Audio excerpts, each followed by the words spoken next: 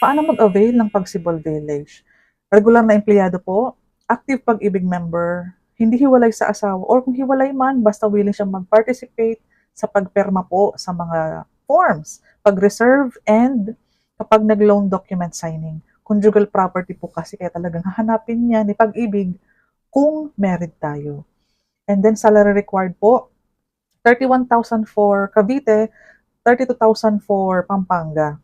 Kasama na po dyan ang meal, rice, mga food, mga transpo, and clothing sa 31. Kasama yung mga fixed allowance. Ang hindi lamang kasama, overtime, um, night differential, mga holidays, yan.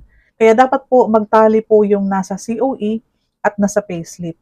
Again, 31 for Cavite, 32 for Pampanga. Kailangan ko po ma-check yung payslip para ako po mismo ang makapag-qualify para maidagdag ko ang mga kaya pang idagdag at hindi natin idadagdag yung again overtime, um, incentives, and night differential holidays. So yun lamang. For daily tripping and reservation, naka send payslip policy po tayo. Para on our part, ma-double check natin yung requirements. And then, para makapag-suggest pa po ako ng mga ibang project na pwede natin puntahan, basta alam natin kung saan po pasok yung salary required.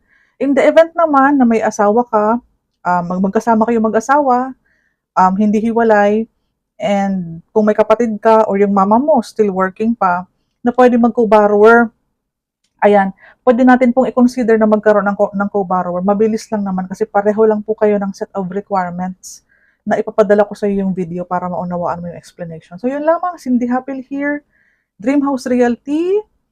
Ayan po, sales manager po ako. Maraming salamat.